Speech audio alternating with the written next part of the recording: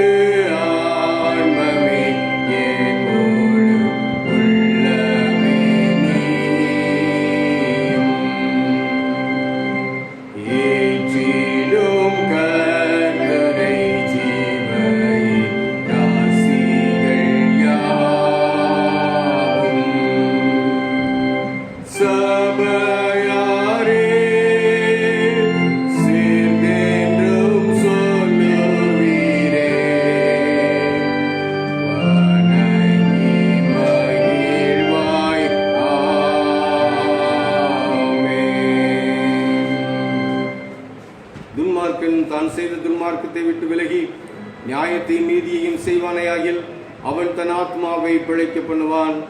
தேவனுக்கு ஏற்கும் பலிகள் நொறுங்குண்டாவிதான். தேவனே நொறுங்குண்டதும் நறுங்குண்டதுமான இருதயத்தை நீர் புறக்கணியே.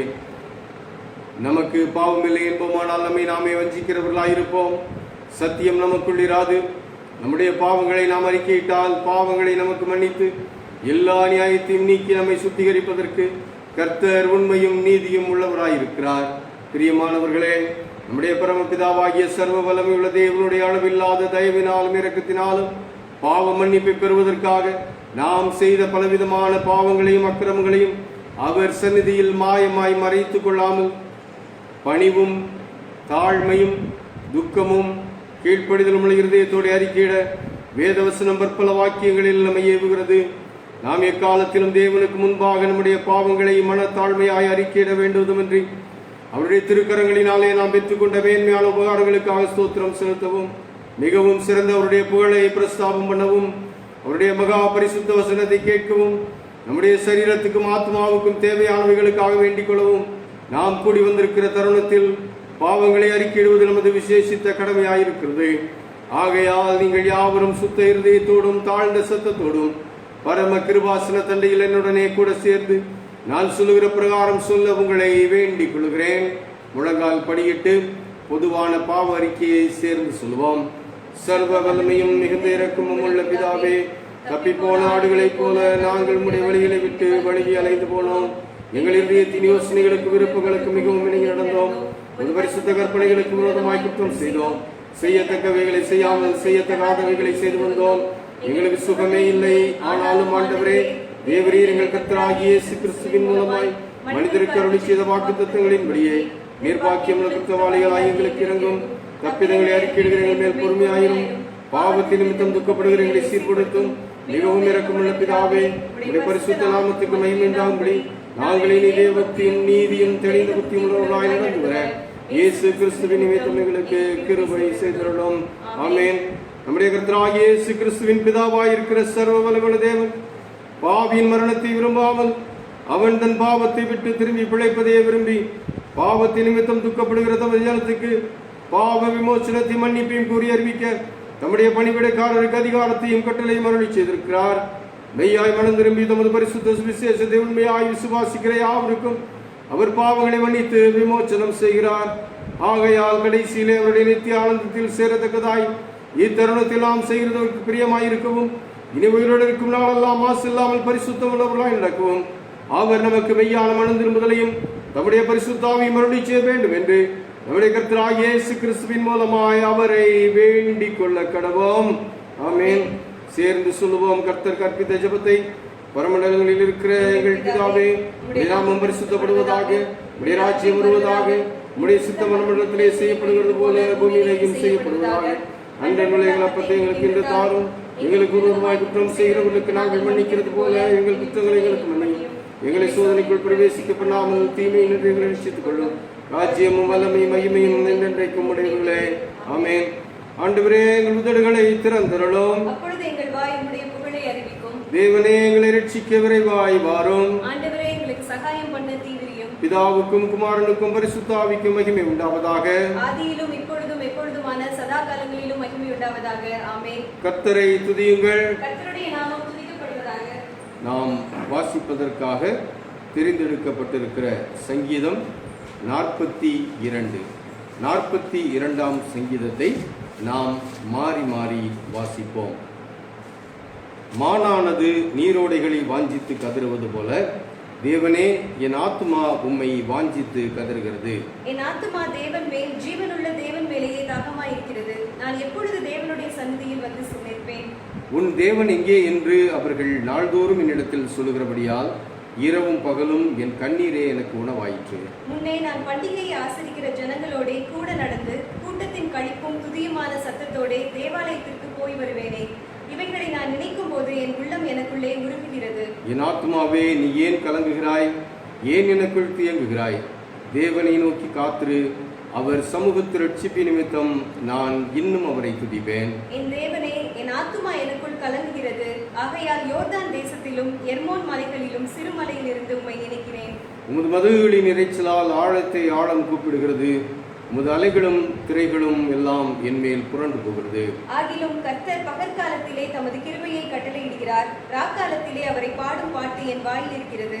என் ஜீவனுடைய தேவனை நோக்கி விண்ணப்பம் செய்கிறேன். நான் என் கண்மலையாகிய தேவனை நோக்கி, ஏன் என்னை மறந்தீர்? சத்ருவினால் ஒடுக்கப்பட்டு நான் ஏன் துக்கத்துடனே திரிய வேண்டும் என்று சொல்கிறேன். உன் தேவன் எங்கே என்று என் சத்துருக்கள் நாள்தோறும் என்னோடே சொல்லி என்னை நிந்திப்பது என் எலும்புகளை முறுக்குகிறது போல் இருக்கிறது. சேர்ந்து வாசிப்போம். என் ஆத்துமாவே நீ ஏன் கலங்குகிறாய், ஏன் எனக்குள் தியம்புகிறாய்? தேவனை நோக்கி காத்திரு, என் ரட்சிப்பும் என் தேவனுமாய் இருக்கிறவரை நான் இன்னும் துதிப்பேன். பிதாவுக்கும் குமாரனுக்கும் பரிசுத்தாவிக்கும் மகிமை உண்டாவதாக.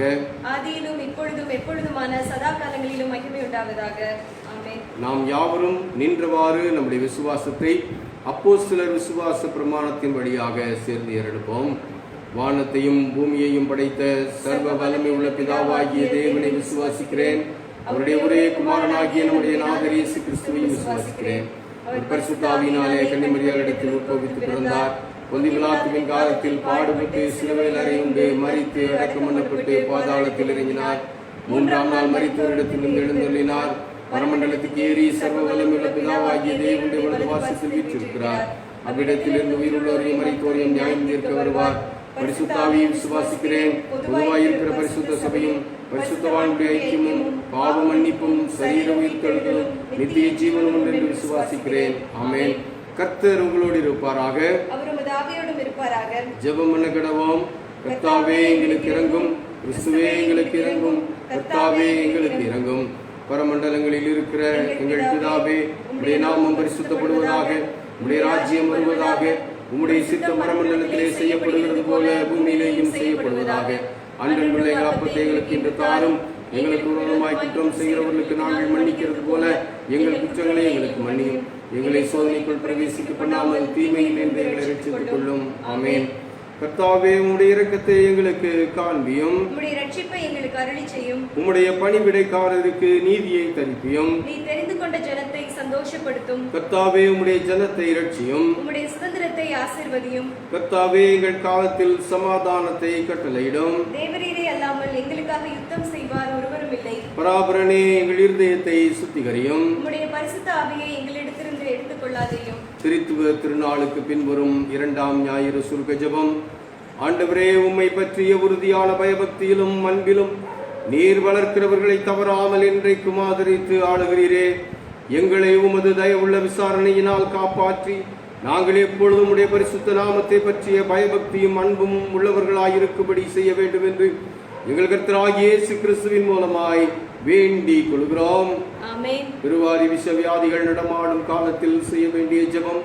சர்வ வல்லமையுள்ள தேவனே, உம்முடைய ஜனங்கள் வனாந்தரத்திலே மோசேயையும் ஆரோனையும் எதிர்த்து அவர்களுக்கு விரோதமாய் அடம் சாதித்து கலகம் செய்தது நிமித்தம் அவர்கள் மேல் கோபம் கொண்டு வாதையை வரவிட்டு தாவீது ராஜாவின் காலத்திலும் கொள்ளை நோயினாலே 70,000 பேரை சங்காரம் செய்து பின்பு உமது இரக்கத்தை நினைவு கூர்ந்து மற்றவர்களை ரட்சித்தீரே.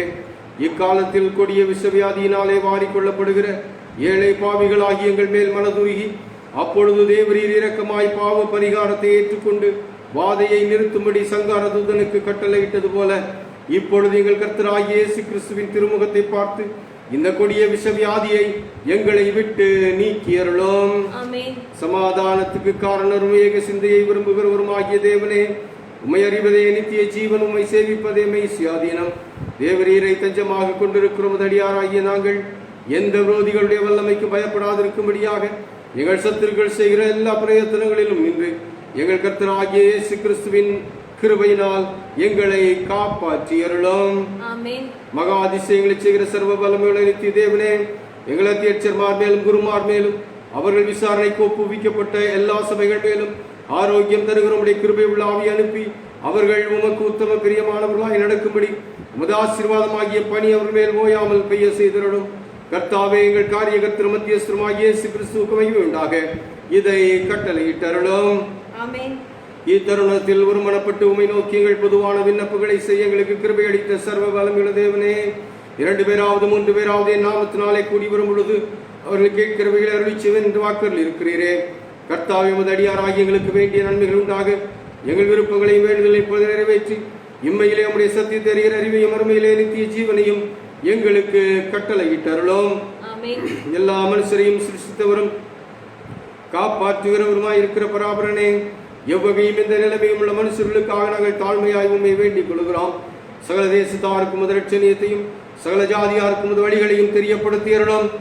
விசேஷமாக தேவரீர் பொதுவாயிருக்கிற திருச்சபைக்கு நற்சீரை தந்து தங்களை கிறிஸ்தவர்கள் என்று சொல்லிக் கொள்கிற யாவரும் சத்திய மார்க்கத்திலே நடக்கவும் ஆவியின் ஒருமையிலும் சமாதான கட்டிலும் நீதி உள்ள நடக்கையிலும் நிலைத்து விசுவாசத்தை பற்றி கொண்டே இருக்கவும் அந்த சபையை உம்முடைய நல்லாவினாலே நடத்தியுள்ள வேண்டும் என்று வேண்டிக் கொள்கிறோம்.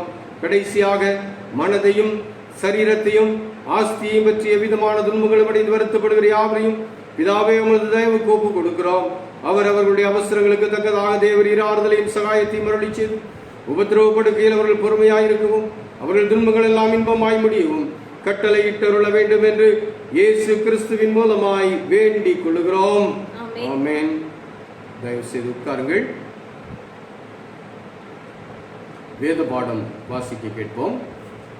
இந்த நாளுக்காக தெரிந்தெடுக்கப்பட்டிருக்கிற வேத பாடம் 1 சாமுவேலின் புஸ்தகம் 2ஆம் அதிகாரம் 22ஆம் வசனம் முதல் 25ஆம் வசனம் முடிய. 1 சாமுவேல் 2ஆம் அதிகாரம் 22ஆம் வசனம் முதல். ஏலி மிகுந்த கிழவனாயிருந்தான். அவன் தன் குமாரர் இஸ்ரவேலுக்கெல்லாம் செய்கிற எல்லாவற்றையும் அவர்கள் ஆசரிப்பு கூடாரத்தின் வாசலில் கூட்டம் கூடுகிற ஸ்திரீகளோட சயனிக்கிறதையும் கேள்விப்பட்டு அவர்களை நோக்கி, நீங்கள் இப்படிப்பட்ட காரியங்களை செய்கிறது என்ன? இந்த ஜனங்கள் எல்லாரும் உங்கள் பொல்லாத நடக்கைகளை சொல்ல கேட்கிறேன். என் குமாரரே, வேண்டாம். நான் கேள்விப்படுகிற இந்த செய்தி நல்லதல்ல. கர்த்தருடைய ஜனங்கள் மீறி நடக்கிறதற்கு காரணமாயிருக்கிறீர்களே. மனுஷனுக்கு விரோதமாக மனுஷன் பாவம் செய்தால் நியாயாதிபதிகள் அதை தீர்ப்பார்கள். ஒருவன் கர்த்தருக்கு விரோதமாக பாவம் செய்வானேயாகில் அவனுக்காக விண்ணப்பம் செய்யத்தக்கவன் யார் என்றான். அவர்களோ தங்கள் தகப்பன் சொல்லை கேளாமற் போனார்கள். அவர்களை சங்கரிக்க கர்த்தர் சித்தமாயிருந்தார் என்பதே. கிறிஸ்துவுக்குள் அன்பானவர்களே, ஆண்டவராகிய இயேசு கிறிஸ்துவின் இனிய நாமத்திலே உங்கள் யாவரையும் இந்த நாளிலே திரும்பவுமாக வாழ்த்தி இந்த ஆராதனையின் செய்தி வேளைக்கு உங்களை வரவேற்கிறேன்.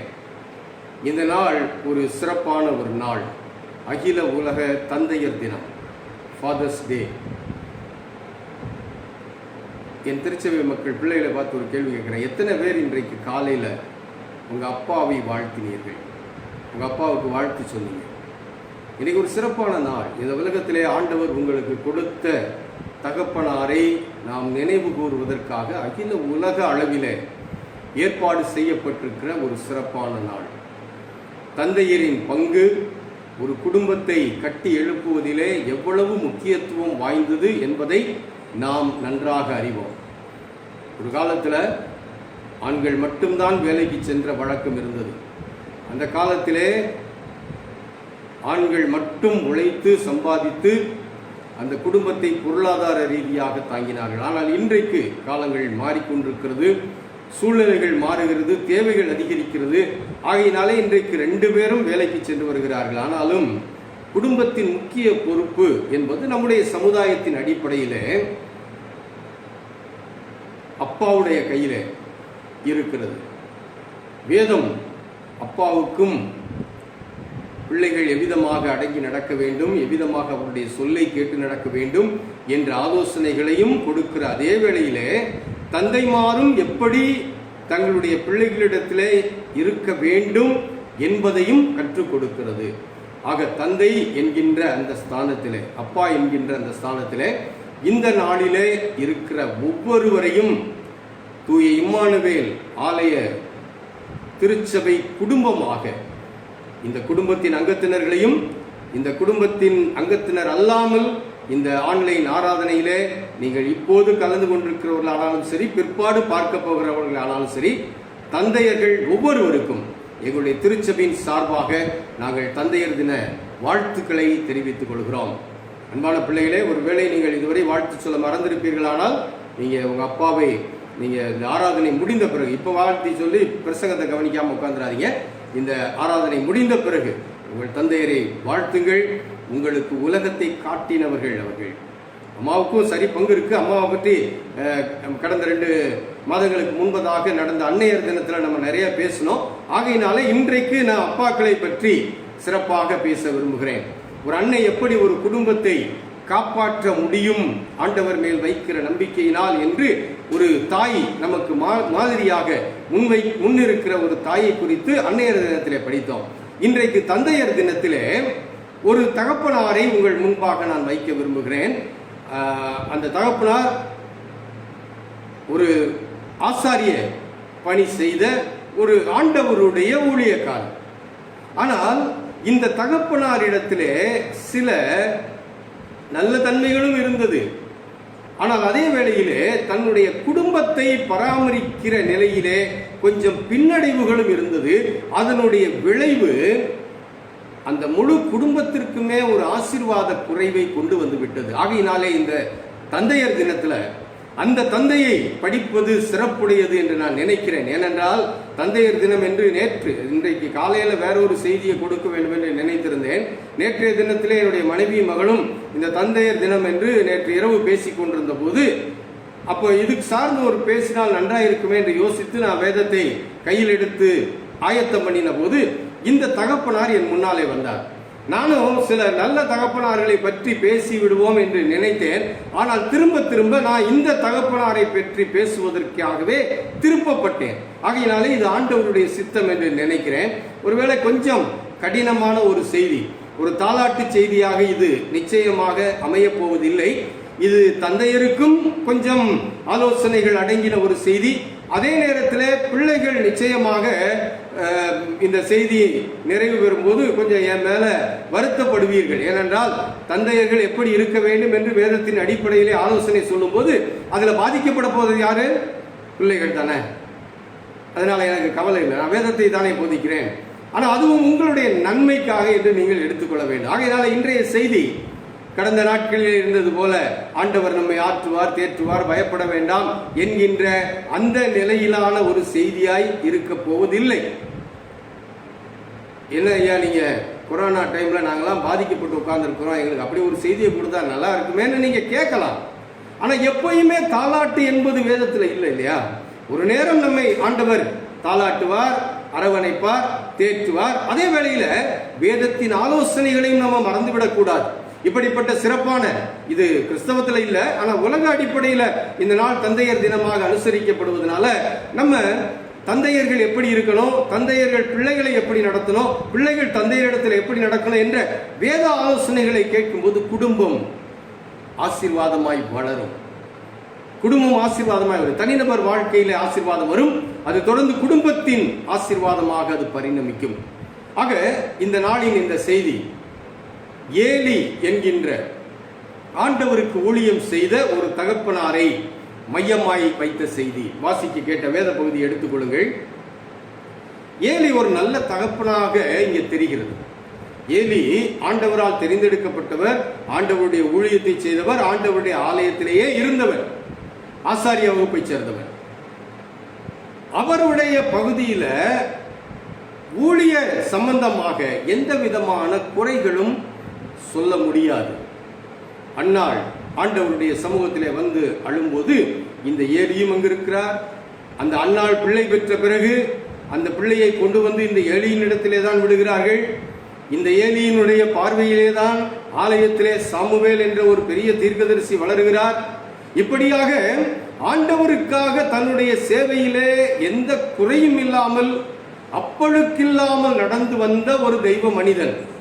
ஆனால் தன்னுடைய குடும்ப பகுதியிலே அவர் தவறிவிட்டார்.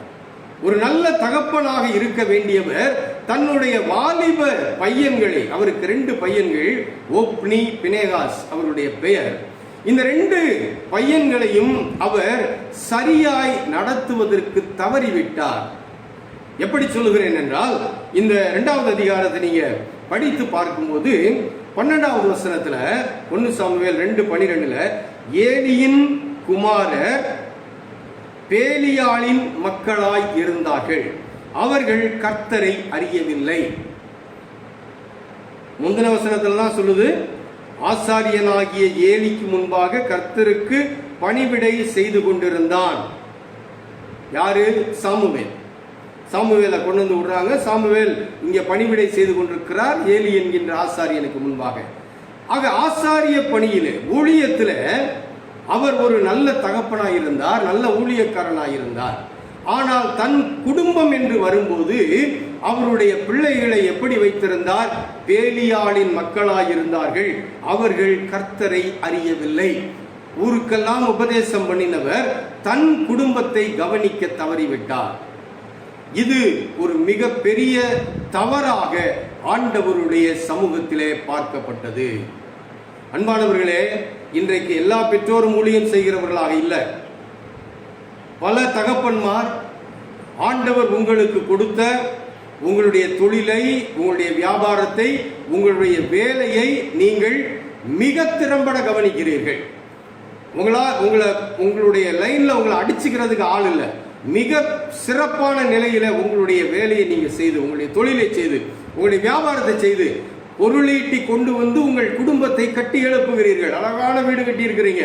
அழகாய் நீங்கள் எல்லாவற்றையும் நேர்த்தியாய் பார்த்து பார்த்து அழகாய் செய்கிறீர்கள். நல்லது. இது ஆண்டவர் உங்களுக்கு கொடுத்திருக்கிற ஒரு பெரும் பாக்கியம். இந்த வரத்தை நீங்கள் பயன்படுத்தி இருக்கிறீர்கள். ஆண்டவருடைய ஆசீர்வாதத்தை நீங்கள் அதிலே பார்க்கிறீர்கள். ஏலி எப்படி தனக்கு கிடைத்த ஆசாரிய ஊழியத்திலே அவர் நேர்த்தியாய் இருந்தாரோ அதே போல ஆண்டவர் உங்களுக்கு கொடுத்த அனைத்திலும் நீங்கள் நேர்த்தியாய் இருக்கிறீர்கள். இது மட்டும் போதாது. உங்கள் குடும்பம், உங்கள் பிள்ளைகள் எப்படி இருக்கிறார்கள் என்பதையும் நீங்கள் நேர்த்தியாய் கொண்டு வர வேண்டும். இன்னைக்கு பல தகப்பனாருடைய நிலை என்னதா இருக்குது தெரியுமா? காலையில பிள்ளைகள் எழுந்திருக்கிறதுக்கு முன்னால இவங்க எந்திரிச்சு போயிடுவாங்க. ஒன்று வேலைக்கு போவாங்க, இல்லை வாக்கிங் போயிடுவாங்க. இந்த பிள்ளை எந்திரிச்சு ஸ்கூலுக்கு கிளம்பி ரெடியா இருக்கும்போது வேகமா ஓடி வந்து பிள்ளைய கொண்டு போய் ஸ்கூல்ல விடுறது, அல்லது அது டைம் ஆயிடுச்சுன்னா பஸ்ல ஏறி போயிடும் வளர்ந்த பிறகு. அதற்கு பிறகு இரவு இவங்க 11 மணி 12 மணிக்கு தன்னுடைய வேலையெல்லாம் முடிச்சுட்டு அடுத்த நாள் வேலைக்கு எல்லாம் ஆயத்தம் பண்ணிட்டு வீட்டுக்கு வரும்போது பிள்ளை தூங்கி இருக்கும். இப்படியே பல நாட்கள் தன்னுடைய பிள்ளையை பற்றிய கவனம் இல்லாமல், பிள்ளை எப்படி இருக்குது, எங்க போகுது, என்ன செய்யுது, யார்கிட்ட பேசுது, என்ன பழகுது, எதையும் பார்க்காமல் தங்களுடைய வேலையை மட்டுமே கவனிக்கிறதுனால ஏலியின் மக்கள் பேலியாளின் மக்களாய் இருந்தார்கள் என்பது போல இன்றைக்கு பல நேரங்களிலே பிள்ளைகளை தவறு செய்ய அல்லது தவறு செய்கிற பிள்ளைகளை பார்த்து அவர்களை சரிப்படுத்த முடியாத ஒரு சூழ்நிலையில இன்றைக்கு அநேக தகப்பன்மார் இருக்கிறதை அறிகிறோம். இன்னும் ஒரு சில சூழ்நிலைகளிலே நான் சொல்ல கேட்டிருக்கிறேன். ரொம்ப பணம் படைத்தவர்கள், அப்பாவுக்கு அம்மாவுக்கு ஒரு ரூமு, பிள்ளைகள் ஒவ்வொருத்தருக்கும் ஒவ்வொரு ரூமு. பல நேரங்களில் அந்த டைனிங் டேபிளில் மட்டும் பெற்றோரை பார்க்கிற பிள்ளைகளும் இருக்கிறார்கள். நம்ம திருச்சபையில் அப்படி இல்லை, ஆனா வெளியில் அப்படி இருக்கிறாங்க. ஏதோ அப்பாவை கெஸ்ட்டை பார்த்தது போல வாரத்துக்கு ஒரு தடவை அல்லது ஞாயிற்றுக்கிழமை வீட்டில் இருக்கும்போது என்று பார்க்கிற நிலைகளும் இன்றைக்கு இருக்கிறது. இதெல்லாம் தவறு. ஆண்டவர் உங்களுக்கு கொடுத்திருக்கிற வேலையை, தொழிலை, வியாபாரத்தை நீங்கள் எவ்விதமாக பேணி பார்க்கிறீர்களோ அதை விட முக்கியமாக ஆண்டவர் உங்களுக்கு என்று கொடுத்த குடும்பத்தை நீங்கள் கவனிக்க வேண்டும். பிள்ளைகள் கர்த்தர் கொடுத்திருக்கிற பரிசு. ஏனோதானோ என்று அந்த பரிசை போட்டா என்ன நியாயம்? என் அருமையான தகப்பன்மாரே, அதுல சிலர் ரொம்ப பெருமையா சொல்ல நான் கேட்டிருக்கிறேன், பிள்ளைகளை பத்தியெல்லாம் நான் கவலைப்பட மாட்டேன், அதெல்லாம் என் மனைவி பார்த்துக் கொள்வாள். உங்களுக்கு அக்கறை இல்லையா? உங்களுக்கு உங்க பிள்ளைகள் மேல கரிசனை இல்லையா? வேண்டியதை கொண்டு வந்து பணத்தை கொடுக்கிறது பெருசு இல்லை. அந்த பிள்ளைகளுடைய நல்வாழ்வை குறித்து நீங்கள் எந்த அளவு அக்கறை கொண்டிருக்கிறீர்கள் என்பது மிக மிக முக்கியம். பிள்ளைகளை வளர்ப்பது, பிள்ளைகளை ஆண்டவருடைய பாதையிலே நிலைநிறுத்துவது பெற்றோருடைய கடமை. வெறும் அம்மாமாருடைய கடமை மட்டுமல்ல. அம்மா ஜெபிப்பாங்க, அம்மா பிள்ளையை வளர்ப்பாங்க, நான் ஒரு மட்டும் ஈட்டி கொண்டு வருவேன் என்றால் அது ஒரு உண்மையான தகப்பனுடைய வேலை அல்ல. இப்ப பாருங்களேன், ஏலி எல்லாருக்கும் நல்லவரா இருந்தார். சாமுவேலை அவருடைய சமூகத்தில் கொண்டு வந்து இன்னொரு குடும்பத்தார், பிள்ளை இல்லாத ஒரு குடும்பத்தார் பெற்று கொஞ்சம் பிள்ளை வளர்ந்த நிலையில கொண்டு வந்து கொடுக்குறாங்க. ஏன்? அவர் ஆண்டவருடைய ஊழியத்தில் என் பிள்ளையை நன்றாய் கவனித்துக் கொள்வார். ஆனால் அவர் தன்னுடைய வீட்டில் ஓட்டையை விட்டு வச்சிருக்கிறாரே, அவருடைய பிள்ளைகளுக்கு இன்னும் கர்த்தரை அறிகிற அறிவு வரலையே. ஆக இவர் தன் பிள்ளைகளை பார்க்காமல் வெறும் ஊழியத்திலே மட்டும் சிறந்து விளங்கினார். அதனுடைய விளைவு மோசமான விளைவாய் அமைந்து போய்விட்டது. ஒரு ஆசீர்வாதம் அவருடைய குடும்பத்தில் இல்லை. என் அன்பான பெற்றோரே, தகப்பனாரே, உங்களுடைய வருமானம், உங்களுடைய வேலை, உங்களுடைய தொழில் எல்லாம் ஒரு பக்கம் இருக்கட்டும். அது உங்களுடைய கடமை, அதை நீங்க செய்துதான் ஆக வேண்டும். அதை நீங்கள் சம்பாதித்து உங்கள் குடும்பத்திற்கு கொடுக்கிறது மட்டும் உங்கள் வேலை அல்ல. உங்கள் பிள்ளைகளையும் நீங்கள் பராமரிக்க வேண்டும். உங்க பிள்ளைகளுடைய ஆவிக்குரிய வாழ்வின் வளர்ச்சியிலே நீங்க எந்த அளவு ஈடுபாடு வைத்திருக்கிறீர்கள் என்பது மிக மிக முக்கியம். தகப்பனின் வேலை அது. இப்ப பாருங்களேன், இந்த ஆசாரியருடைய பிள்ளைகள் என்ன செஞ்சாங்கன்னு பின்னால் உள்ள வசனங்கள்ல ரொம்ப விவரமாய் சொல்லப்பட்டிருக்கிறது. இப்ப அதை நான் ரொம்ப சொல்லல, குறிப்பை மட்டும் சொல்லுகிறேன். இவங்க என்ன பண்ணாங்கன்னா, இவங்களுக்கு கொஞ்சம் வேலைக்காரங்க வச்சுக்கிட்டாங்க.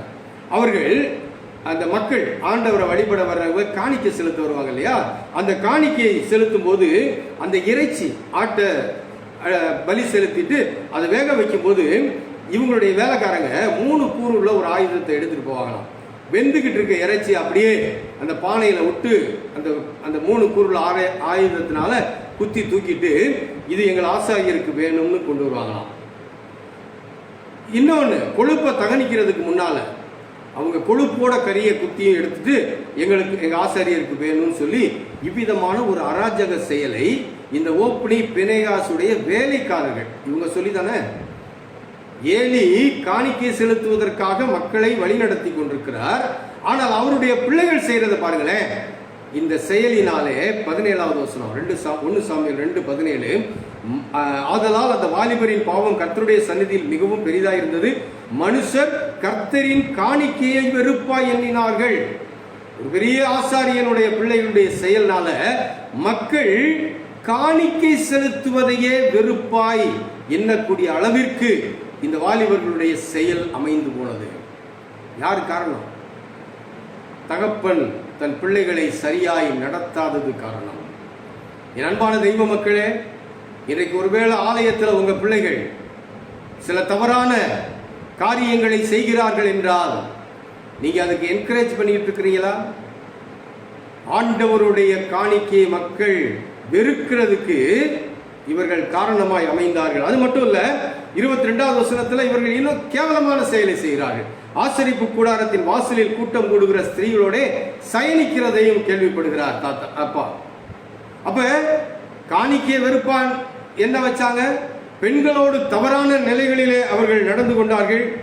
24வது வசனம், கர்த்தருடைய ஜனங்கள் மீறி நடக்கிறதற்கு காரணமாய் அமைந்தார்கள்.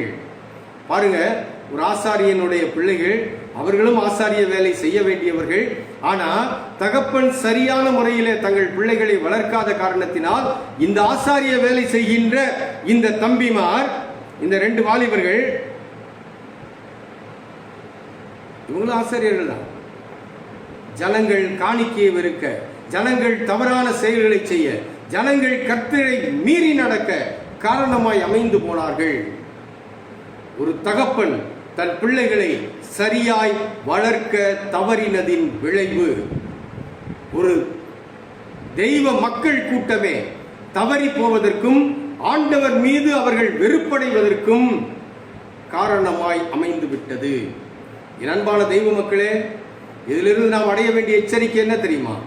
நம்முடைய பிள்ளைகள் எங்க இருக்கிறாங்க, என்ன செய்யறாங்க, அவங்க போற இடத்துல வர இடத்துல எவ்விதமாக நடந்து கொண்டிருக்கிறார்கள், ஆலயத்தில் எப்படி நடக்கிறாங்க, இதையெல்லாம் தகப்பன் கவனித்துக் கொண்டிருக்க வேண்டும். தகப்பன் கவனிக்க வேண்டும். இது தகப்பனுடைய வேலை. தகப்பன் கவனிக்கவில்லையானால் தேவனுடைய கோபம் அந்த தகப்பன் மேலும் இறங்கும். ஏனென்றால் குடும்பம் ஆண்டவர் உங்கள் கையில் கொடுத்திருக்கிற சொத்து. எப்படி உங்க பணத்தை நீங்க பத்திரப்படுத்தி பாதுகாக்கிறீங்களோ அதே போல பிள்ளைகள் தேவன் அருளும் ஈவு. இந்த ஈவையும் நீங்கள் பத்திரமாய் பாதுகாத்திருக்க வேண்டும். அந்த பிள்ளைகள் என்ன செய்யறாங்க, எங்க போறாங்க, எங்க வர்றாங்க, எல்லாத்தையும் நீங்க கவனிக்கணுங்க. வேதம் என்ன சொல்கிறது தெரியுமா? நீதிமொழிகள் 13வது அதிகாரத்தின் 24வது வசனத்துல, பிரம்பை கையாடாதவன் தன் மகனை பகைக்கிறான், அவன் மேல் அன்பாயிருக்கிறவனோ அவனை ஏற்கனவே தண்டிக்கிறான். தன் மகனையினோடன மகளிலிருந்து தப்பிச்சுக்குவாங்க பிள்ளைகளை. பிரம்பை கையாடாதவன் தன் பிள்ளைகளை பகைக்கிறான். என் அன்பான தெய்வ மக்களே, பிள்ளைகளுக்கு செல்லம் கொடுத்து வளர்க்கிறோம், உண்மைதான். ஆனா எப்போ கண்டிக்கணுமோ, எப்போ தடுத்து நிறுத்தணுமோ அதை பெற்றோர் செய்தாக வேண்டும். அவங்க வேற ஏதாவது செஞ்சுக்குவாங்க, வேற ஏதாவது அவங்க போயிருவாங்கன்னு சொல்லி நீங்க அவர்கள் மேல கயற விட தவறு செய்வதற்கு நீங்கள் காரணமாய் அமைந்து விடுகிறீர்கள். அவங்களை சுற்றி இருக்கிற சூழ்நிலை, அவங்களை சுற்றி இருக்கிற அவர்களுடைய நிலை, எது சரி எது தவறு என்று அவர்களால் சரியா நிதானிக்க முடியாது. ஒரு தகப்பன் உங்கள் வேலையை நீங்க செய்யணும், பெற்றோராக நீங்கள் உங்கள் வேலையை செய்யணும். அந்த காலத்துல எல்லாம் எனக்கு ஞாபகம் இருக்குது, எங்க அப்பா கொண்டு வந்து ஸ்கூல்ல விடும்போது முட்டுக்கு கீழே நீங்க என்ன வேணாலும் அடிங்கன்னு சொல்லி கொண்டு போய் டீச்சர்கிட்ட விட்டு வராங்க. சேட்டை பண்ணுனாலும் நீங்க அடிங்க, இன்னைக்கு அப்படியெல்லாம் வளர்ந்ததுனால தான் இன்னைக்கு உருப்படியா ஒரு போதகராய் நான் நிற்கிறேன். ஆனா இன்றைய பெற்றோர் என்ன சொல்றாங்க தெரியுமா? என் பிள்ளைய நீ எதுக்கு அடிச்ச? என் பிள்ளைய தொடர்றதுக்கு உனக்கு என்ன உரிமை இருக்கு? டீச்சர்கிட்ட அந்த பிள்ளை அடி வாங்காம படிக்கணும் அப்படின்னா அது என்னத்தை படிக்கும்? இப்படி சொல்லுகின்ற இன்றைய நவீன பெற்றோர்கள் பெருகிவிட்டார்கள். அதுக்கப்புறம் 10வது வகுப்புக்கு பிறகு பெற்றோர் பிள்ளைகளுடைய ஆவிக்குரிய வாழ்வை பற்றி கவலைப்படுறதே இல்லை. அதுக்கு பிறகு படிப்பு படிப்பு படிப்பு படிப்பு. எல்லாரும் டாக்டர் ஆகணுங்கிற கனவு தான். 10வது வகுப்புல இருந்து டியூஷன் ஆரம்பிச்சு அந்த பிள்ளை கரெக்டா அந்த வாலிப பிராயத்துல அதை கொண்டு போய் டியூஷன் சென்டர்ல விட்டுட்டு சர்ச் ஆக்டிவிட்டிஸ்ல ஃபுல்லா அந்த பிள்ளைய மறைச்சிடும். விளைவு என்ன?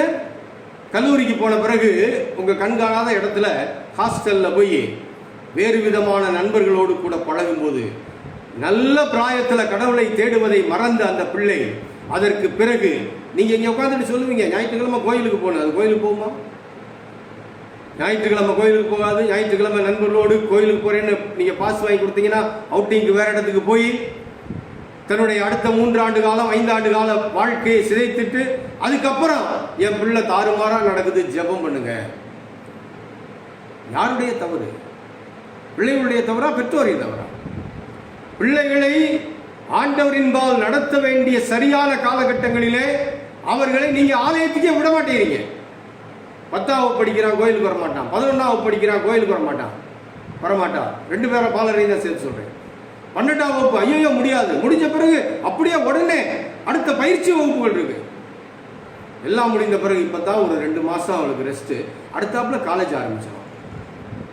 சரியான காலகட்டத்தில் பிள்ளைகளை நீங்கள் ஆண்டவருக்குரிய பாதையிலே வளர்க்க தவறும் போது ஏலியின் பிள்ளைகளைப் போல உங்கள் பிள்ளைகள் மாறக்கூடிய அபாயம் இருக்கிறது. ஆண்டவரை பற்றி தெரிந்தவர்கள், ஆண்டவருடைய பாதையிலே மக்களை நடத்த வேண்டிய ஆசாரிய வகுப்பை சார்ந்தவர்கள், அவங்களுக்கு வேதம் தெரியாதா? அவங்களுக்கு ஆண்டவர் யார் என்று தெரியாதா? ஆண்டவர் எப்படிப்பட்டவர் என்று தெரியாதா? ஆண்டவருடைய கோபமெல்லாம் எப்படி பாயும் என்று தெரியாதா? ஆனாலும் அவர்கள் செய்த செயலை பாருங்க, துணிகரமாய் அவர்கள் செய்து கொண்டிருக்கிறார்கள். காரணம் என்ன? உள்ளத்திற்குள் அவர்களுக்கு ஆண்டவர் இல்லை. ஆண்டவரை தெரியும், ஆனால் உள்ளத்திலே ஆண்டவர் இல்லை. விளைவு பயங்கரமா இருந்துச்சுங்க. விளைவு பயங்கரமா இருந்துச்சு. அந்த விளைவு வருவதற்கு முன்னால என் அருமையான தகப்பனே, பிரம்பை கையாடி உன் பிள்ளையை சரிப்படுத்து. பிள்ளைகளுக்கு இப்ப கோபமா தான் இருக்கும், என்ன அவர் இப்படி பேசிக்கிட்டு இருக்கிறார் அப்படின்னு. காலப்போக்கில் அடுத்து உங்க பிள்ளைகள் வரும்போது நீங்க சொல்லுவீங்க, அன்றைக்கு எங்கள் அப்பா எங்களை அடிச்சு வளர்த்ததுனால தான் இன்னைக்கு நாங்க உருப்படியா நிக்கிறோம்னு. இது தலைமுறையாய் சொல்லப்பட்டு வருகிற ஸ்டேட்மெண்ட். உண்மை ஸ்டேட்மெண்ட் கூட சொல்றோம், இது உண்மை, ஃபேக்ட். இது இப்ப புரியாது, ஆனால் அது தலைமுறைகளில் புரியும். அதனாலதான் வேதம் சொல்லுகிறது, பிரம்பை கையாடாதவன் தன் மகனை பகைக்கிறான். பகைக்கிறான்னு என்ன? பிரம்பை கையாடலைன்னா பிள்ளைக்கு ஜாலி தான். ஆனா பையனை பகைக்கிறான், அவனிடத்தில் அன்பு கூறுகிறவனும் அவனை ஏற்கனவே தண்டிச்சிருக்கிறான். அது மட்டுமல்ல, அதே நீதிமொழிகளின் புஸ்தகம் 23வது அதிகாரத்தின் 13வது வசனத்துல இன்னொரு ஆலோசனையும் சொல்லப்பட்டிருக்கிறது. பிள்ளையை தண்டியாமல் விடாதே, அவனை பிரம்பினால் அடித்தால் அவன் சாகான். நீ பிரம்பினால் அவனை அடிக்கிறதினால் பாதாளத்துக்கு அவன் ஆத்துமாவை தப்புவிப்பாயே. எவ்வளவு அழகான வார்த்தைகள் பாருங்க. பிள்ளையை தண்டியாமல் விடாதே, அவனை பிரம்பினால் அடித்தால் அவன் சாகான். நீ பிரம்பினால் அவனை அடிக்கிறதினால் பாதாளத்துக்கு அவன் ஆத்துமாவை தப்புவிப்பாயே. என் அருமையான தெய்வ மக்களே, உங்க பிள்ளைகளை கண்டிக்கிறதுனால நீங்க என்ன செய்றீங்க? அவனுடைய ஆத்துமா, அழியாத ஆத்துமா, ஆண்டவரோடு வாழப்போகிறது அல்லது நித்திய நரகத்தில் வாழப்போகிறது இல்லையா, இந்த ஆத்துமாவை நீங்கள் அழிவிலிருந்து காப்பாற்றுகிறீர்கள். அப்படின்னா என்ன அர்த்தம்? உங்க பிள்ளைய நீங்க தண்டிச்சு கண்டிச்சு அடிச்சு வளர்க்கிறதுனாலே அவன் ஆண்டவரோடு கூட நித்திய காலமாய் வாழ்கின்ற பெருவாழ்வை பெறப்போகிறான். அவன் ஆத்துமா சாகாது. என்ன அப்படின்னா, அவன் ஆத்துமா மரணத்திற்கு, அதாவது நரகத்திற்கு போகாது. அவன் ஆத்துமா வாழ்வாங்கு தேவனோடு வாழும். எதனால வருது? பெற்றோர் தங்கள் பிள்ளைகளை கண்டித்து தண்டித்து ஆண்டவரின் பக்கம் நிலைநிறுத்தி வாழ செய்வதினாலே பிள்ளைகளுக்கு கஷ்டம். பிள்ளைகளுக்கு இத்தகைய போதனைகள் எல்லாம் வெறுப்பான போதனைகள் தான். பிள்ளைகள் வெறுக்கிறார்கள் என்பதற்காக நீங்க தேவனுடைய ஆலோசனைகளை வெறுத்தால் அல்லது தேவனுடைய ஆலோசனைகளை நீங்கள் ஒதுக்கி வைத்தால் உங்கள் வாழ்வு ஆசீர்வாதத்தின் வாழ்வாய் அமையாது. ஏலிக்கு வருவோமே, பிள்ளையை தண்டிக்காம, பிரம்பால் அடிக்காம, பிள்ளையை தண்டிக்காம, பிள்ளையினுடைய ஆத்துமாவை சாவிலிருந்து மீட்காமல் அழிவுக்கு நேராய் வழிநடத்தி விட்ட தகப்பன். நல்லா கவனிக்கணும், கிறிஸ்தவ பிள்ளைங்க தான் இவங்க. ஆசாரிய ஊழியத்தில், ஆசாரிய குடும்பத்தில் வந்தவங்க, ஆசாரிய ஊழியத்தை செய்தவர்கள். அவங்களுக்கு இந்த அபாயம் இருக்குது, அவங்களுக்கு அபாயம் இருக்குது. ஆசாரியனுடைய பிள்ளை, ஆசாரிய வேலையை செய்கிற பிள்ளை எச்சரிக்கையாய் நடக்க வேண்டும். தன்னை சுற்றி நடக்கிற காரியங்களிலே மிக கவனமாய் நடக்க வேண்டும். ஏலியின் பிள்ளைகள் ஓப்னியும் பினேகாசும் அதிலே தவறினதினாலே விளைவு என்ன தெரியுமா? 25வது வசனம், 1 சாமுவேல் 2:25. அவர்களோ தங்கள் தகப்பன் சொல்லை கேளாமற் போனார்கள், அவர்களை சங்கரிக்க கர்த்தர் சித்தமாயிருந்தார், அவர்களை அழிக்க கர்த்தர் சித்தமாயிருந்தார். அப்பா எப்போ வந்து நல்லவராக மாறா இருப்பார்களேன்? காணிக்கையை அவங்க வெறுத்தது எல்லாம், இந்த 3 காரியமும், பெண்களோடு அவர்கள் தவறாய் நடந்தது, ஜனங்கள் மீறி நடக்கிறதுக்கு காரணமாய் இருந்த எல்லாம் அப்பாவுக்கு தெரிஞ்சிச்சு. ஆரம்பத்திலே கண்டிக்கல, ஆரம்பத்திலே அடிக்கல. இந்த பிள்ளைகள் தவறு செய்ய ஆரம்பிச்சப்பமே அடிச்சிருந்தா திருந்தி இருப்பாங்க. அப்ப விட்டுட்டாரு, எல்லாம் முத்திருச்சு. இப்ப அவன் தலைக்கு மேல போயிட்டான். அவனுக்கு ஒரு கூட்டம் வச்சிருக்கிறான் பாருங்களேன், அவங்க வேலைக்காரங்க போறாங்களாம். அதாவது 13வது வசனம், அந்த ஆசாரியர்கள் ஜனங்களை நடப்பித்த விதம் என்னவென்றால், அந்த ஆசாரியர்கள் யார் தெரியுமா? ஏலியின் மக்கள் ஓப்னியும் பினேகாசும். ஒரு எவனாகிலும் ஒரு பலியை செலுத்தும் காலத்தில் இறைச்சி வேகும்போது ஆசாரியனுடைய வேலைக்காரன், இவன் அடியால் வச்சிருக்கிறான், இவனுடைய வேலைக்காரன் போய் குத்தி எடுத்துட்டு வருவான். இவங்க ரொம்ப டீசெண்டா உள்ள உட்காந்துருவாங்க. இந்த அளவிற்கு இவனுடைய வாழ்க்கை தாறுமாறாய் போய்விட்டது. அது வரைக்கும் விட்டுட்டார் அப்பா. முதல்லையே காலை ஒடிச்சிருக்கணும், முதல்லையே அவனுடைய பாதை தவறுகிறது என்று தெரிஞ்ச உடனே அவனை அடிச்சிருந்திருக்கணும், அவனை திருத்தி இருந்திருக்கணும், அவனுடைய ஆத்மாவை அவர் மீட்டு இருப்பார். ஆனா விட்டுட்டாரு. எல்லாம் முடிஞ்ச பிறகு இவர் பையங்களுக்கு இப்ப புத்தி சொல்றாரு. எப்ப அவன் பாவத்தின் உச்சகட்டத்தில் நிக்கிறான், தனக்கு கீழே எல்லாம் பெரிய ஆளுகளை வச்சுக்கிட்டு ரொம்ப அக்கிரமத்தின் உச்ச நிலைக்கு போன பிறகு இப்ப கூப்பிட்டு அவங்க கிட்ட நீலி கண்ணீர் வடிக்கிறார் அப்பா. வேத பாடம் வாசித்தோம் இல்லையா, 22வது வசனத்துல இருந்து, எப்பா நீங்க செய்யற எல்லாத்தையும் கேள்விப்பட்டேன், உங்க பொல்லாத நடக்கைகளை ஜனங்கள் சொல்றதை நான் கேட்கிறேன். அப்பாவுக்கு தெரியாதா பிள்ளைகளை? ஜனங்கள் சொல்லுகிறதை கேட்டாராம். அப்புறம் சொல்றாரு, மனுஷனுக்கு விரோதமாய் மனுஷன் பாவம் செய்தால் நியாயாதிபதிகள் அதை தீர்ப்பார்கள், ஒருவன் கர்த்தருக்கு விரோதமாய் பாவம் செய்வானே ஆகில அவனுக்காக விண்ணப்பம் செய்யத்தக்கவன் யார்? இதெல்லாம் எப்ப சொல்றாரு பாருங்களேன், எல்லாம் முடிந்த பிறகு. பையங்க தப்பி உச்சகட்டத்தில் நிற்கும் போது அப்ப கூட கண்டிக்கல, உட்கார்ந்து ரிக்வெஸ்ட் பண்றாரு. தாறுமாறா பிள்ளைகளுடைய வாழ்க்கை போயிருச்சுன்னா அதுக்கு பிறகு தகப்பனாருடைய நிலைமை இப்படித்தான். அதுக்கு பிறகு நீங்க தண்டிக்க முடியாது, அதுக்கு பிறகு நீங்க கண்டிக்க முடியாது, நீங்க கெஞ்சத்தான் வேணும். இப்ப அவரு கெஞ்சிக்கிட்டு இருக்கிறாரு உட்கார்ந்து. ஒரு தகப்பனுடைய நிலையை பாருங்களேன். சரியாய் தன்னுடைய பிள்ளைகளை பிரம்பை கையாடாமல் தண்டியாமல் தன் பிள்ளையை வளர்த்த ஒரு ஆசாரியனுடைய பிள்ளைகளும் ஆசாரியர்கள், அந்த எவ்வளவு மோசமான ஒரு நிலையில் அந்த தகப்பனாருடைய காரியம் போயிடுச்சு பாருங்களேன். அவருடைய நிலை எப்படி இருந்துச்சு? ஆசாரிய ஊழியம், கௌரவமான வேலை, ஆண்டவருடைய வேலை. சாமுவேலை பெற்றெடுத்து கொண்டு வந்து கொடுக்குறாங்க. என்ன காரணம்? இவர் என் பிள்ளைய ஆசாரியனாய் வளர்த்து ஆண்டவருடைய பாதையில வளர்ப்பார் என்று நம்பி மற்றவங்க கொண்டு கொடுத்தாங்க. ஆனால் அவர் பிள்ளைகளை, வாலிபர்களை, மகன்களை கவனிக்க தவறிட்டு இப்போ அவங்ககிட்ட உட்காந்து கெஞ்சிக்கிட்டு இருக்காரு. எப்பா நீங்க செய்யற அக்கிரமத்தெல்லாம் கேள்விப்படுறேன், ஜனங்கள் உங்க பொல்லாத நடக்கையை சொல்றாங்க, ஆண்டவர் உங்க மேல கோபப்படுவார்ப்பா, மனுஷனுக்கு விரோதமா செஞ்சா கூட அது மன்னிக்குமாப்பா, ஆண்டவருக்கு விரோதமா நீ செய்யறப்பான்னு இப்ப கேட்டு என்னங்க பிரயோஜனம்? இந்த அவன் மிஞ்சி போன பிறகு அவனிடத்துல உட்கார்ந்து கெஞ்சிக்கிட்டு இருக்காரு அப்பா. அப்பாவின் சொல்லை அவர்கள் கேளாமற் போனார்கள். அதுக்கு பிறகு எப்படி கேட்பான்? சிறுசிலேயே அவனை கவனிச்சு அடிச்சிருந்தா அவன் திருந்தி இருப்பான், சிறுசிலேயே அவனை கவனிச்சு அவனை நெறிப்படுத்தி இருந்தா அவன் திருந்தி இருப்பான். நான் ஏற்கனவே சொன்னேன் இல்லையா, சரியான நேரத்துல சண்டே கிளாஸ்ல விட்டுருப்பீங்க, நல்லா வர்ற வேலையில 10ஆம் வகுப்பு வரும்போது போதும்டா உனக்கு கோயில் சார்ந்த காரியமும், இவங்களுக்கு வேற வேலை இல்லை, சண்டே கிளாஸுக்கு வா, யூத் மீட்டிங் வா, இவங்க இப்படித்தான் சொல்லிக்கிட்டு இருப்பாங்க, நீ நம்ம வேலையை பாரு, நீ டாக்டரா வரணும், கொண்டு போய் டியூஷன் சென்டர்ல விடுறது. கேட்டோமானால் ஞாயிற்றுக்கிழமை தான் அவனுக்கு பரீட்சை இருக்கு, ஞாயிற்றுக்கிழமை தான் அவனுக்கு டெஸ்ட் வைக்கிறாங்க, 3 டெஸ்ட் வைக்கிறாங்க. ரொம்ப பெருமையா பேசுகின்ற பெற்றோரை நான் பார்த்திருக்கிறேன். கடைசியில மிஞ்சி போன பிறகு, ஐயா வாழ்க்கை இப்படி போயிருச்சு, எனக்கு ஜெபம் பண்ணுங்க. என்னங்க நடக்கும்? வாழ்க்கை மீறி போன பிறகு தேவ கோபத்திற்கு அந்த வாலிபர்கள் ஆளானார்கள். 25வது வசனம் தான் சொல்லுது, அவர்களோ தங்கள் தகப்பன் சொல்லை கேளாமல் போனார்கள், அவர்களை சங்கரிக்க கர்த்தர் சித்தமானார். அருமையான தெய்வ மக்களே, பிள்ளைகள் உங்களுக்கு ஆண்டவர் கொடுத்திருக்கிற பரிசு. அந்த பரிசுகளை நீங்கள் எப்படி வளர்க்கிறீர்கள்? அந்த பரிசுகளை நீங்க எப்படி கையாளுகிறீர்கள்? அதுக்கு பிறகு ஆண்டவர் ஒரு தேவ மனுஷனை ஏலியின் இடத்தில் அனுப்புகிறார். ஏலியின் இடத்தில் அனுப்பி ஏலியின் தவறை ஆண்டவர் அங்கே சுட்டி காட்டுகிறார். என்ன தவறு தெரியுமா? இதுவும் இன்றைக்கு அநேக தகப்பன்மார் செய்கிற தவறு. 29வது வசனத்தின் கடைசி பகுதி முழுசுமே வாசிக்கிறேன். என் வாசஸ்தலத்திலே செலுத்தும்படி நான் கட்டளையிட்ட என் பலியையும் என் காணிக்கையும் நீங்கள் உதைப்பானேன். என் ஜனமாகிய இஸ்ரவேலின் காணிக்கைகளில் எல்லாம் பிரதானமானவைகளை கொண்டு உங்களை கொழுக்க பண்ணும்படிக்கு ஏலிக்கு சொல்றாரு, நீ என்னை பார்க்கிலும் உன் குமாரரை மதிப்பானேன். என்னை பார்க்கிலும் உன் குமாரரை மதிப்பானேன். ஏலியுடைய தவறு இப்ப புரிஞ்சிருச்சா? இவ்வளவு நேரம் நான் இந்த வசனத்தை சுட்டி காட்டாம பேசினப்ப ஒரு பெரிய ஊழியக்காரரை எப்படி நீங்க சொல்லலாம் என்ற ஒரு சிந்தனை ஓடிச்சு இல்லையா சிலருக்கு? வசனம் என்ன சொல்லுகிறது?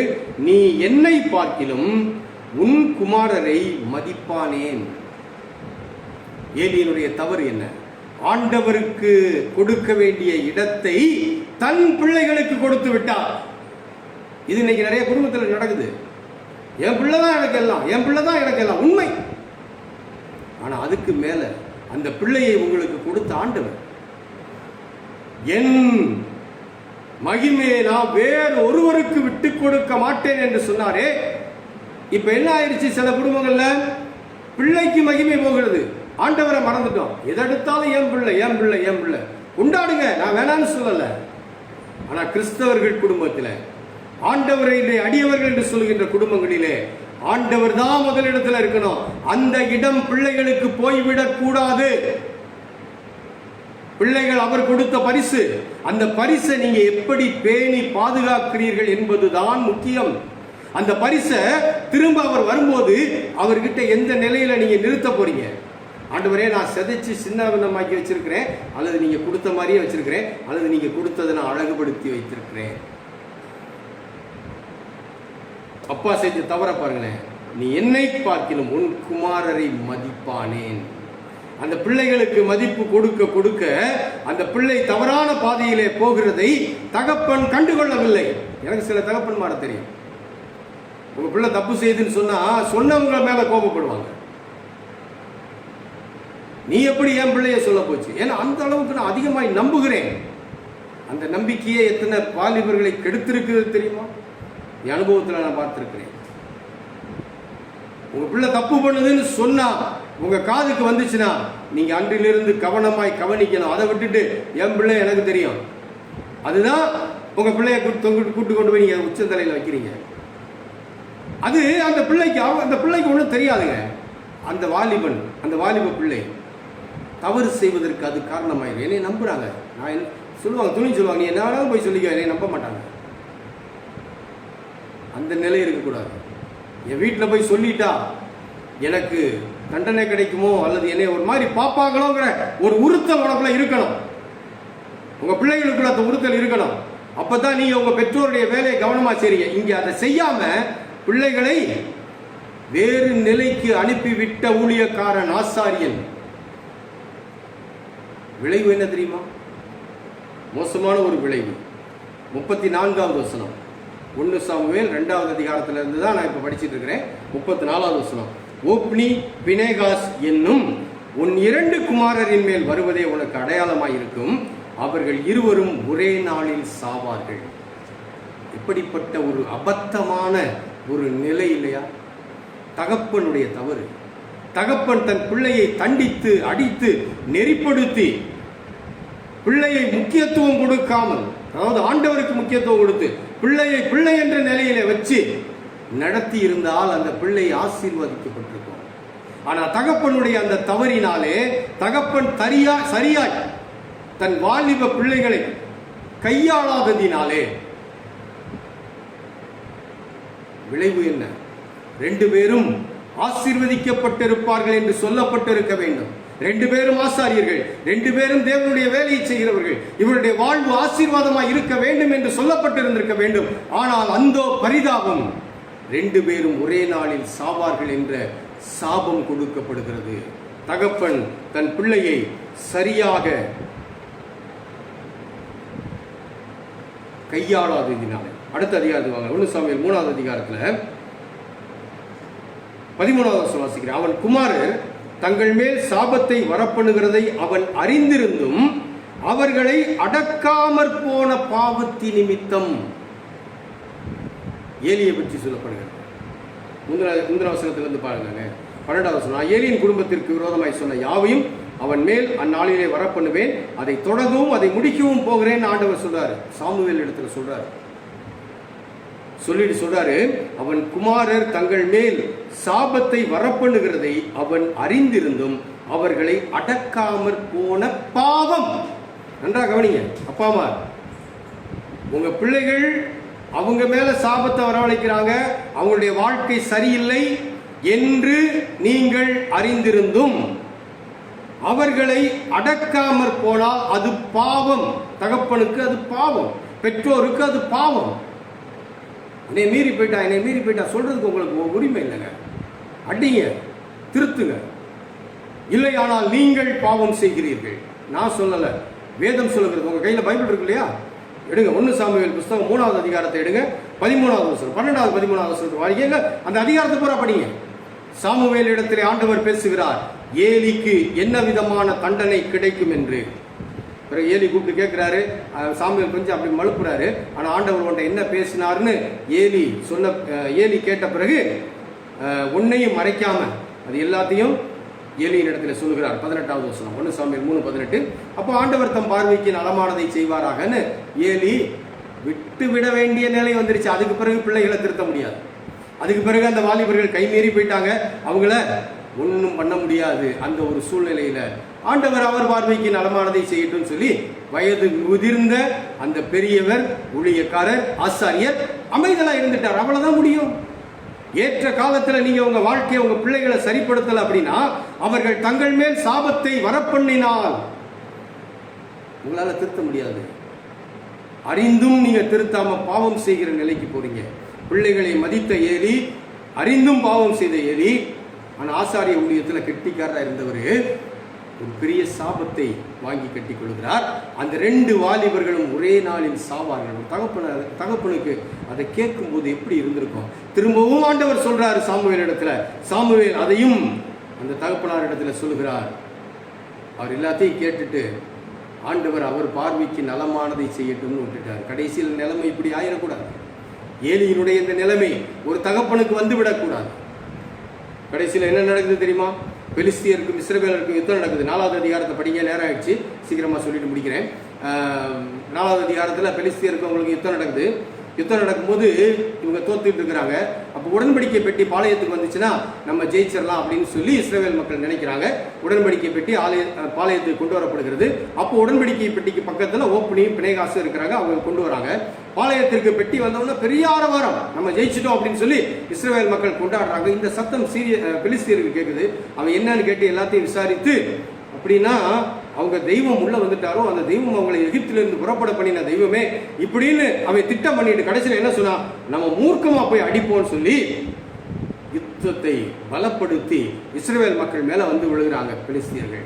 விளைவு என்ன? 11வது வசனம். 10வது வசனத்துல அந்த யுத்தத்துல இஸ்ரவேல் மக்கள் தோற்று போகிறது சொல்லப்படுகிறது. 11வது வசனம், தேவனுடைய பெட்டி பிடிக்கப்பட்டது, ஏலியின் 2 குமாரராகிய ஓப்னியும் பினேகாசும் மாண்டார்கள். ஆண்டவர் சொன்ன செய்தி, 2 பேரும் ஒரே நாள்ல சாவாங்க. இன்னமும் பெட்டிக்கிட்டே தான் இருக்கிறாங்க, ஆண்டவருடைய சமூகத்துக்கிட்ட தான் இருக்கிறாங்க. ஆண்டவருடைய தண்டனையை பெற்று விட்டார்கள். வயது முதிர்ந்த தகப்பனாருக்கு இந்த செய்தி. அவர் இங்கே யுத்தத்து காரியங்கள் எல்லாம் சொல்லப்படும் போது ஒருத்தன் ஓடி வந்து சொல்லுகிறான். இந்த புலம்பல் சத்தத்தை கேட்டு அவருக்கு இப்போ 98 வயசு, கண் பார்வையுமே அவருக்கு போயிடுச்சு, மங்களா இருக்குது. ஒருத்தன் ஓடி வந்தான், அவன்கிட்ட கேட்குறா, அவன்கிட்ட கேட்கும் அந்த தாத்தா ஏலி கேட்குறாரு, அப்போ அந்த படையிலிருந்து நான் வந்தவன் அப்படின்னு சொல்லிட்டு, உங்கள் இஸ்ரவேல் மக்கள் பெலிஸ்தருக்கு முன்பாக முறிந்தோடி விட்டார்கள். 17வது வசனத்தில் ஜனங்களுக்குள்ள பெரிய சங்காரமாயிற்று, உம்முடைய குமாரராகிய ஓப்பனி பிணைகாஸ் என்னும் இருவரும் இறந்து போனார்கள்னு தகப்பனார் இடத்துல சொல்லப்படுகிறது. அந்த யுத்த காலத்திலேருந்து ஓடி வந்தவன் சொல்கிறான், தேவனுடைய பெட்டியும் பிடிபட்டு போயிற்று. அந்த பெட்டி பிடிபட்டு போயிடுச்சுன்னு சொன்ன உடனே ஏலி எந்திரிச்சாரு, ஆசனத்திலிருந்து வாசலின் பின்பக்கமாக மல்லாக்க விழுந்தார். அவன் கிழவனும் ஸ்தூலித்தவனுமாய் இருந்தபடியால் பிடரி முறிந்து செத்து போனான். அவன் இஸ்ரவேலை நாட்டுகளை கவனிக்காம விடுகின்ற பாவச் செயலை செய்யாதீர்கள்.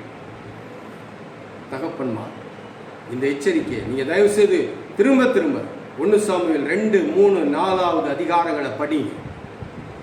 ஒரு தகப்பனுடைய நிலை எப்படி இருக்கணும், பிள்ளைகளை எப்படி ஆண்டவருக்குள் வளர்க்க வேண்டும், இதெல்லாம் ஆண்டவர் நம்ம கிட்ட கொடுத்திருக்கிற பொறுப்பு. உக்கிரானத்துவம், பிரம்பை கையாடாதவன் தன் மகனை பகைக்கிறான். பிள்ளையை தண்டியாமல் விடாத, அது அவன் ஆத்மாவை சாக விடாது. என் அன்பான தெய்வ மக்களே, ஒருவேளை கொஞ்சம் கடினமான செய்தி தான், ஆனாலும் வேத வசனங்கள் இல்லையா, இந்த வேத வசனங்களை நீங்க உள்வாங்கி உங்கள் குடும்பத்தை, உங்கள் பிள்ளைகளை நீங்கள் சரியாக ஆண்டவருக்குரிய நிலையிலே நிலை நிறுத்த நீங்க முன்வாருங்க. நிச்சயமாக உங்கள் பிள்ளைகள் ஆசீர்வதிக்கப்பட்ட பிள்ளைகளாக இருப்பார்கள். தகப்பன் தன் ஸ்தானத்திலிருந்து, தன் பொறுப்பிலிருந்து இறங்காமல் தன் பிள்ளைகளை நெறிப்படுத்தி தேவனுக்கு பிரிய பயந்தவர்களாக, மற்றவர்கள் தேவனை விட்டு விலகுகின்ற நிலைக்கு இவர்கள் தள்ளுகிறவர்களாக இல்லாமல் சரியாய் வாழ அவர்களை நீங்கள் சொல்லிக் கொடுத்து வளருங்கள். ஆண்டவர் உங்களையும் உங்கள் குடும்பத்தையும் நிறைவாய் ஆசீர்வதிப்பார். நாம் யாவரும் எழுந்து நின்று புத்தெழுச்சி பாடல்களிலே 342ஆம் பாடலை பாடுவோம். தூயாதி தூயவரே உமது புகழை நான் பாடுவேன். புத்தெழுச்சி பாடல்களிலே 342ஆம் பாடல்.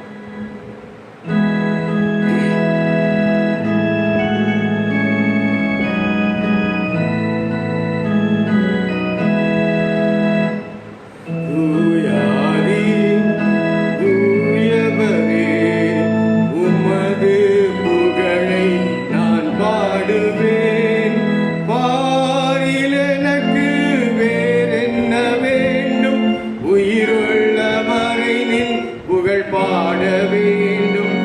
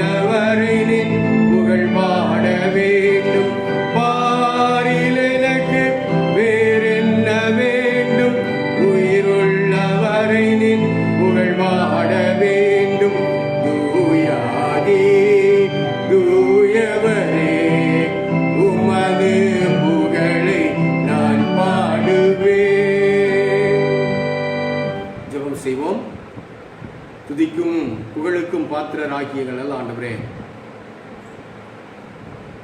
எங்களுடைய வாழ்விலை விரிவாக தந்த இந்த நாளுக்காக, இந்த சிறப்பான ஆராதனைக்காக நன்றி செலுத்துகிறோம். அகில உலக தந்தையர் தினமாகிய இந்த நாளிலே உடைய பிள்ளைகளாகிய நாங்கள் தந்தைமாருக்கு இருக்கிற பொறுப்பை, தங்களுடைய குடும்பத்தை பொருளாதார ரீதியாக நிலைநிறுத்துகிற நிலையை விட்டு தங்களுடைய பிள்ளைகளையும் உமக்குரிய பாதையிலே நிலைநிறுத்துகின்ற ஒரு மிகப்பெரிய பொறுப்பும் இருக்கிறது என்பதை ஏலியின் பிள்ளைகளின் வாழ்க்கையிலிருந்து படித்துக் கொள்வதற்கு இந்த வேளையில் எங்களுக்கு உதவி செய்கிற உங்கள் ஸ்தோத்திரம் கர்த்தாவே. ஏலியை போல தவறு செய்கிறவர்களாக இல்லாமல் எங்களுடைய பிள்ளைகளுக்கு சாபத்தை வரவழைத்து அது நிமித்தமாக நாங்களும் சாபத்திற்கு உள்ளாகி விடாமல் எங்கள் வாழ்வை சீர்படுத்திக் கொள்ள ஆண்டவர் எங்களுக்கு கிருபை தர வேண்டும் என்று ஜெபிக்கிறோம். எங்கள் திருச்சபை தகப்பன்மார் ஒவ்வொருவரையும் இன்றைக்கு கேட்ட வசனங்களின்படி ஜாக்கிரதையாய் தங்கள் பிள்ளைகளை கையாளுகின்ற நிலையிலே நீர் ஆசீர்வதியும் சுவாமி. எங்கள் தகப்பன்மாரை மட்டுமல்ல, இந்த ஆன்லைன் ஆராதனையிலே கலந்து கொண்டிருக்கிற ஒவ்வொரு குடும்பத்தின் தகப்பன்மாரையும், அது மட்டுமல்ல இன்னும் பார்க்க போகிற குடும்பங்களின் தகப்பன்மாரையும் இந்த வசனங்களின் வழியாக நீர் சரிப்படுத்தி அவர்கள் பிள்ளைகளை உமக்குரிய பாதையிலே வளர்த்து உடைய ஆசீர்வாதத்திற்கு சொந்தக்காரர்களாக மாற்றுகின்ற ஒரு பெரும் வாழ்வை அவர்களுக்கு நீர் கொடுக்க வேண்டும் என்று ஜெபிக்கிறோம். உலகத்தின் போக்கிலிருந்து பிள்ளைகளை உமக்குரியவர்களாய் வளர்க்க விரும்புகிற உம்முடைய விருப்பத்தை தகப்பன்மார் ஒவ்வொருவரும் நிறைவேற்ற கிருபைதான். இதற்கு உறுதுணையாய் தாய்மாரும் இருக்கின்ற நிலையை ஆண்டவரே நீர் குடும்பங்களிலே கட்டளையிடும். எங்களுடைய திருச்சபை மக்கள் ஒவ்வொருவருக்காக ஜெபிக்கிறோம். ஒவ்வொருவருடைய தேவைகளையும் ஆண்டவர் அற்புதமாக சந்தித்து வருகிறீர். உமக்கு ஸ்தோத்திரம் கர்த்தாவே. ஆண்டவரே, ஒவ்வொருவரையும் நீர்தாமே பாதுகாத்துக் கொள்ள வேண்டும் என்று ஜெபிக்கிறோம். எங்களுடைய பட்டணத்திலே இந்த கொரோனா மிக வேகமாய் பரவி கொண்டிருக்கிறது. இந்த சூழ்நிலையிலே எங்களுடைய மக்கள் ஒவ்வொருவரையும் ஆண்டவரே நீர் பாதுகாத்துக் கொள்ள வேண்டும் என்று ஜெபிக்கிறோம் கர்த்தாவே. அவருடைய சரீரங்களிலே நல்ல எதிர்ப்பு சக்தி ஆண்டவர் கொடுத்து எந்த வியாதியின் பலவீனங்களும் அவர்களை தாக்காதபடிக்கு ஆண்டவர் காத்துக்கொள்ளும். பொருளாதார ரீதியாக பின்னடைவில் இருக்கிற குடும்பங்களை ஆண்டவர் கைதூக்கி விட வேண்டும் என்று ஜெபிக்கிறோம். இன்னும் வேலை இல்லாமல் இருக்கிற ஒரு சிலருக்கு ஆண்டவரே அவருடைய நிலைகளுக்கு ஏற்ற வேலைகளை சீக்கிரமாய் கண்டுகொள்ள ஆண்டவர் உதவி செய்து அந்த குடும்பங்களும் பொருளாதார ரீதியாக ஆசீர்வதிக்கப்பட ஆண்டவர் உதவி செய்ய வேண்டும் என்று ஜெபிக்கிறோம். சிறு பிள்ளைகளிலிருந்து வயது முதிர்ந்தவர்கள் வரைக்கும் ஒவ்வொருவரையும் உடைய கரத்திலே தருகிறோம். ஆண்டவரே, ஒவ்வொருவரையும் பலப்படுத்தும், ஆசீர்வதியும், தேவைகளை சந்தியும், ஒவ்வொரு குடும்பத்திலும் பிரசன்னராயிரும். கேட்ட வசனங்களின்படி எங்கள் திருச்சபை குடும்பங்கள் கட்டி எழுப்பப்பட தகப்பன்மார் தங்களுடைய பொறுப்பிலே உறுதியாய் நிலை நிற்க உம்முடையவர்களாய் உமக்கு பிரியமானதை செய்ய ஆண்டவர் கிருபைதான். எங்கள் மக்கள் மட்டுமல்ல, இந்த ஆராதனையிலே இந்த வார்த்தையை கேட்டுக்கொண்டிருக்கிற ஒவ்வொருவருக்கும் அந்த கிருபைகளை தந்து, ஒவ்வொருவருக்கும் எதிர்ப்பு சக்தியை தந்து, ஒவ்வொருவருக்கும் பொருளாதார ரீதியான நிலைகளிலே விடுதலை கொடுத்து ஆண்டவர் ஆசீர்வதித்து வழி நடத்த வேண்டும் என்று ஜெபிக்கிறோம். இந்த வாரம் முழுவதும் கரத்தில் தருகிறோம். எங்களுடைய வேலைகள், எங்களுடைய செயல்பாடுகள் எல்லாவற்றிலும் ஆண்டவர் எங்களை நிறைவாய் வழி நடத்தும்.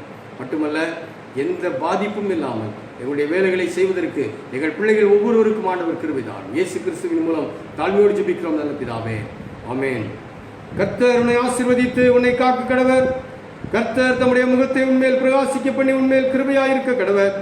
கர்த்தர் தம்முடைய முகத்தை உன்மேல் பிரசன்னமாக்கி உனக்கு சமாதானம் கட்டளையிட கடவர். ஆமென். மங்கள கவிகளிலே 2ஆம் கவி பாடுவோம். கர்த்தர் தந்த ஈவுக்காக என்றென்றைக்கும் ஸ்தோத்திரம். மங்கள கவிகள் 2. கர்த்தர் தந்த ஈவுக்காக என்றென்றைக்கும் ஸ்தோத்திரம். விண்ணோர் மண்ணோர் கூட்டமாக பாடுவார் சங்கீதனம். மீட்கப்பட்ட யாவரால் ஏக தேவரீருக்கே ஆரவார மாயின்றைக்கும் ஸ்தோத்திரம் உண்டாகவே. கர்த்தர் உங்களோடு இருப்பாராக. கர்த்தர் தரும் சமாதானத்தோடு அவர் கொடுத்திருக்கிற இந்த உலக வாழ்வை வாழ்வோம். கர்த்தருடைய நாமத்தினாலே ஆமென். கர்த்தர் உங்களை ஆசீர்வதிப்பாராக. ஆமென்.